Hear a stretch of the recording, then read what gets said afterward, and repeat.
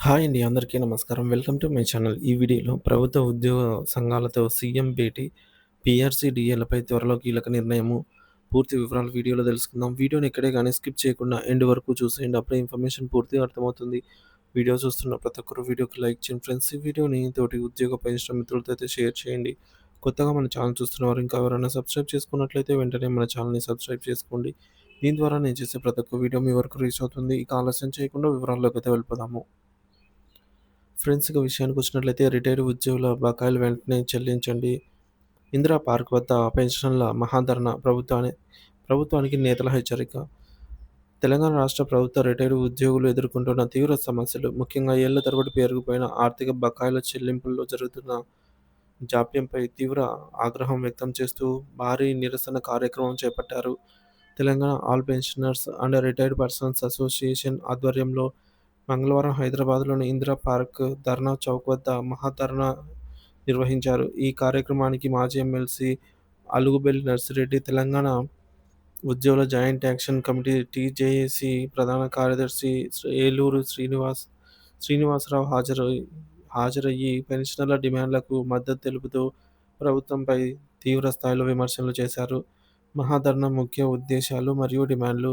ఈ నిరసన కార్యక్రమం యొక్క ప్రధాన ఉద్దేశం రిటైర్డ్ ఉద్యోగులు ఎదుర్కొంటున్న దీర్ఘకాలిక సమస్యలను ప్రభుత్వం దృష్టికి బలంగా తీసుకెళ్లి తక్షణ పరిష్కారం కోరటం. ముఖ్యంగా ఈ క్రింది డిమాండ్లను ప్రభుత్వం ముందు ఉంచారు.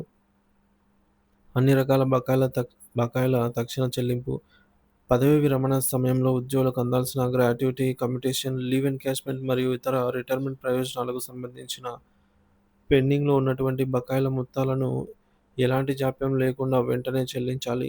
రెండవది డీఏ, డీఆర్‌ల విడుదల.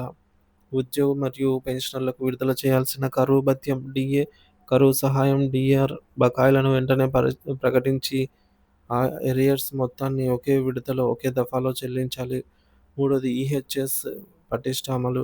ఉద్ పెన్షనర్లకు నాణ్యమైన నగదు రహిత వైద్యాన్ని అందించడంలో విఫలమవుతున్న ఈహెచ్ఎస్ పథకాన్ని ప్రక్షాళన చేసి అన్ని నెట్వర్క్ హాస్పిటల్స్‌లో ఇబ్బందులు లేకుండా వైద్యం అందేలాగా చూడాలి. నాలుగోది పీఆర్సీ సిఫార్సుల అమలు. పెన్షనర్ల సవరణకు సంబంధించిన పీఆర్సీ సిఫార్సులను సకాలంలో అమలు పరచాలి. ఐదోది ఇతర పెన్షనర్ల సమస్యల పరిష్కారం. పెన్షనర్ల చెల్లింపుల్లో జాప్యం, ఫ్యామిలీ పెన్షనర్ల సమస్యలు, లైఫ్ సర్టిఫికేట్ సమస్యలు వంటి ఇతర అన్ని ఇబ్బందులను పరిష్కరించాలి. నేతల ప్రసంగాలు, ప్రభుత్వ వైఖరిపై విమర్శలు. అలుగుబెల్లి నర్సిరెడ్డి మాట్లాడుతూ ఈ సందర్భంగా నర్సిరెడ్డి గారు మాట్లాడుతూ ప్రభుత్వం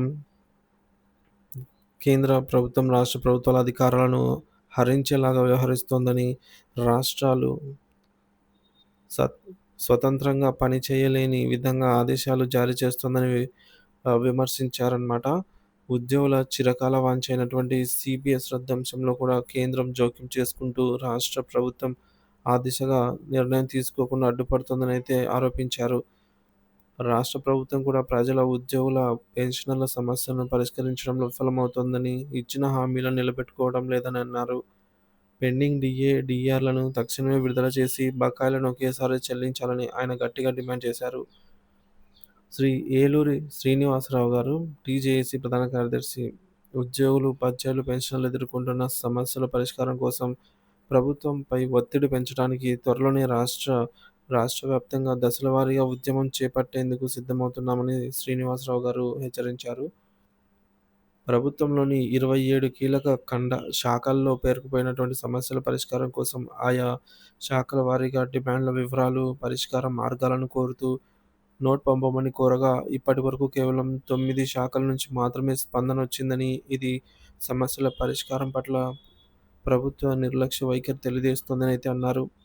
ఈ మహాధరణ, పదవీ విరమణ తర్వాత ప్రశాంత జీవితం గడపాల్సిన పెన్షనర్లు తమ హక్కుల కోసం, బకాయిల కోసం రోడ్డెక్కి పోరాడాల్సిన దుస్థితిని తెలియజేస్తోంది. ప్రభుత్వం ఇప్పటికైనా స్పందించి పెన్షనర్ల న్యాయమైన డిమాండ్లను, ముఖ్యంగా ఆర్థిక బకాయిలను వెంటనే పరిష్కరించాలని, లేని పక్షంలో ఉద్యమాన్ని తీవ్రతరం చేస్తామని నేతలు హెచ్చరించారు. పెన్షనర్ల సమస్యల పరిష్కారం ప్రభుత్వ నైతిక బాధ్యత అని వారు గుర్తు చేశారు.